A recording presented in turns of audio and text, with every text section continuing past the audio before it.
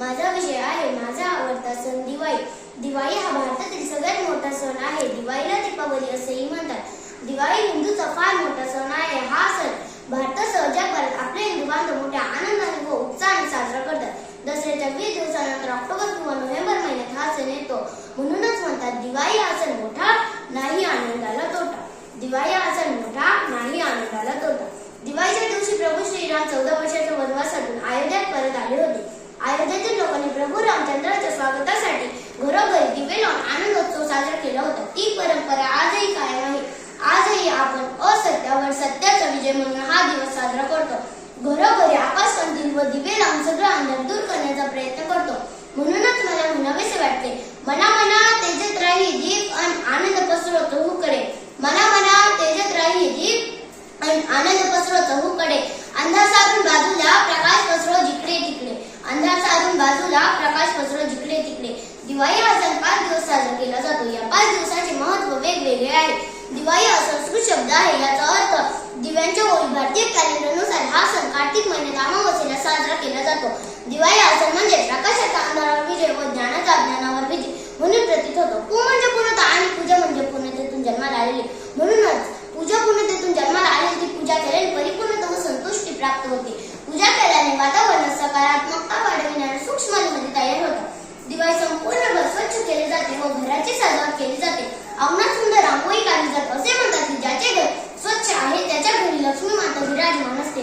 हा सण प्रकाश दर्शवितो. म्हणूनच म्हणतात दिवा लावा घरोघरी समृद्धी येईल आपल्या अंगणी. दिवा लावा घरोघरी समृद्धी येईल आपल्या अंगणी. दिवाळीला आंब्याच्या पानांच्या आणि झेंडूच्या फुलांचे तोरण दरवाजावर लावतात. अशा प्रकारे फुले, तोरण, रांगोळी व पडदे लावले जातात. पणत्या लावून येणाऱ्या पाहुण्याचे स्वागत केले जाते. रांगोळीला हिंदू धर्मात अतिशय शुभकारक मानले जाते. त्याचबरोबर घरच्या चारही बाजूला तेलाचे दीपक एका रांगेत ठेवून घर सजवले जाते. त्यामुळे दीपावली म्हणजे दिवाळी दीपोत्सव म्हणून ओळखली जाते. या दिवशी लहान मुले हे गीत म्हणतात. दिन दिन दिवाळी गाई म्हशी ओवाळी. गाई म्हशी कोणाच्या लक्ष्मणाच्या. लक्ष्मण कोणाचा आई बापाचा.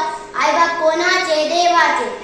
दिवाळीचा पहिला दिवस म्हणजे धनत्रयोदशी. या दिवशी घर किंवा कार्यालय स्वच्छ करून सजवले जाते. धन व ऐश्वर्याचे प्रतीक असलेले देवी लक्ष्मीचे दारात रांगोळी व दिवे लावून स्वागत केले जाते. तिचे दीर्घ प्रतीक्षेनंतरचे आगमन दर्शविण्यासाठी घरात तांदळाचे पीठ व कुंकवाने देवी लक्ष्मीचे पावले काढले जातात.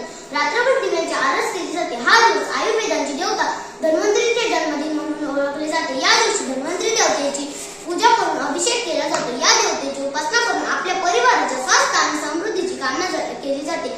धनत्रयोदशी हा आयुर्वेदांचा दिवस आहे, कारण आपली जडीबुटी व त्या वनस्पतीचं एक प्रकारचे धनच आहे.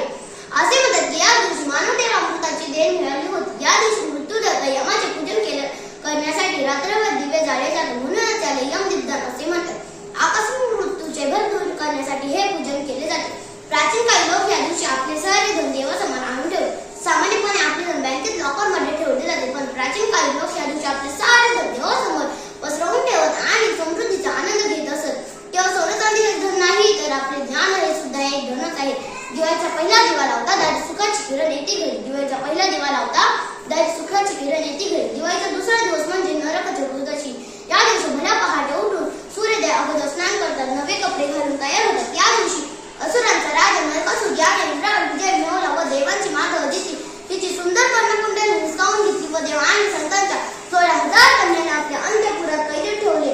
नरक चतुर्दशीच्या दिवशी भगवान श्रीकृष्णाने नरकासुराचा वध करून त्या सर्व कन्यांची मुक्तता केली आणि अदितीची मौल्यवान कर्णकुंडल परत मिळवली. त्या महिलांनी सुगंधी तेलात स्नान करून व मर्दन करून स्वतःला शुद्ध केले. म्हणूनच पहाटे स्नान करण्याची परंपरा आहे. वायू प्रवृत्तीवर दिव्यतेच्या विजयाचे प्रतीक आहे असे म्हणतात. दिव्यतेच्या विजयाचे प्रतीक आहे. हा दिवाळीचा दुसरा दिवस आहे. या दिवशी सर्व लोक घर फुलांनी व रंगांनी सजवतात. महिला व मुली हातावर मेहंदी काढतात. लहान मुलांना भेट वस्तू दिल्या जातात. दिवाळीचा तिसरा दिवस म्हणजे लक्ष्मीपूजन. या दिवशी सूर्य आपल्या दुसऱ्या चंद्रात प्रवेश करतो. अमावस्या असूनही हा दिवस अतिशय शुभ मानला जातो. या दिवशी मोठ्या थाटामाटात देवी महालक्ष्मी, गणपती व देवी सरस्वती यांची पूजा केली जाते. या देवी देवतांना आमंत्रित केले जाते. घरात देवीसाठी वास करण्याचे आवाहन केले जाते. त्याकरिता दरवाजे, खिडक्या, बाल्कनी उघडे ठेवले जातात. तेथे सुंदर दिव्यांची सजावट केली जाते. रांगोळी काढली जाते. पूजा झाल्यानंतर नैवेद्य ठेवला जातो. एकमेकांना दिवाळीच्या मंगल शुभेच्छा दिल्या जातात. नरक चतुर्दशी लक्ष्मी पूजनाचा दिवस हा अतिशय शुभ मानला जातो, कारण या दिवशी संतांनी व महात्मांनी त्याग करून आपल्या नश्वर देहाचा त्याग केला होता त्या संतांमध्ये भगवान श्रीकृष्ण आणि भगवान महावीर यांचा समावेश आहे. दिवाळीचे 14 दिवस म्हणजे बलिप्रतिपदा व गोवर्धन पूजा. कार्तिक शुद्ध प्रतिपदा म्हणजे बलिप्रतिपदा. याच दिवशी श्रीकृष्णाने इंद्राच्या कोपाने झालेल्या अतिवृष्टीपासून गोकुळाच्या प्रजेचे संरक्षण करण्यासाठी गोवर्धनपूर उचलला होता. या दिवशी बली व त्याची पत्नी विद्यावती यांचे चित्र काढून त्यांची पूजा केली जाते. विष्णुदेवाने बळीराजाला पाताळात घातले. बळीराजा दासुरासमोर ब्राह्मणाचे रूप घेऊन विष्णुदेवाकडे गेला. विष्णुदेवाने बळीराजाला 3 पावले जमीन मागितली. तेव्हा बळीराजाने जमीन द्यायचे मान्य केले. विष्णूने पहिले पाऊल उचलता स्वर्गात ठेवले, दुसरे पाऊल पृथ्वीवर आणि तिसरे पाऊल ठेवायला जागा नसल्यामुळे बळीराजाने आपले डोके पुढे केले. विष्णूने तिसरे पाऊल बळीराजाच्या डोक्यावर ठेवले. बळीराजासारखा दानशूर आणि पराक्रमी राजाची आठवण म्हणून आजही बहीण भावाला ओवाळताना म्हणते, इडा पिडा टवू दे बळीचे राज्य येऊ दे, इडा पिडा टवू दे बळीचे राज्य येऊ दे. ग्रामीण भागात लोक या दिवशी गाई गुरांची पूजा करतात. त्यांना गोठ्यात नैवेद्य दाखवला जातो. या दिवशी विक्रमसेन सणावर आरूढ झाले. या दिवसापासून संवत्सर सुरू होतो. या दिवसापासून व्यापाऱ्यांचे नवीन वर्ष सुरू होते. मंगल स्नान करून स्त्रिया आपल्या पतीला ओवाळतात. याला दिवाळीचा पाडवा असे म्हणतात. दिवाळीचा 5वा दिवस म्हणजे भाऊ बहिणीचा प्रेमाचा दिवस. म्हणूनच मला म्हणावेसे वाटते, सोनियाच्या ताटी उजळल्या ज्योती, सोनियाच्या ताटी उजळल्या ज्योती, ओवाळीते भाऊ राया रेवेल्या बहिणीची ही वेडी माया, ओवाळीते भाऊ राया वेड्या बहिणीची वेडी ही माया. मग या दिवशी बहीण भावाला ओवाळते. भावाची चांगल्या प्रकारे भरभराट व्हावी म्हणून देवाकडे प्रार्थना करते. भाऊ बहिणीला छानसा उपहार देऊन खुश करतो. हा दिवस भाऊ बहिणी एकत्र मिळून साजरा केला जातो. या दिवशी लग्न झालेल्या मुली या दिवशी भाऊबीजेसाठी माहेरी येतात. दिवाळी हा सण जरी हिंदूचा असला तरी संपूर्ण जाती धर्माचे लोक हा सण मोठ्या उत्साहाने साजरा करतात.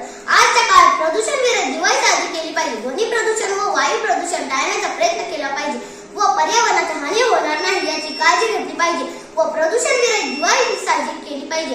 पृथ्वी तलावर संपूर्ण मानवजातीला सुख समृद्धी लाभो. पृथ्वीच्या कानाकोपऱ्यात समृद्धीचा दरवळ असो. सर्व लोकांना आनंद, प्रेम व समृद्धी लाभो हीच मनोकामना करते आणि थांबते. धन्यवाद.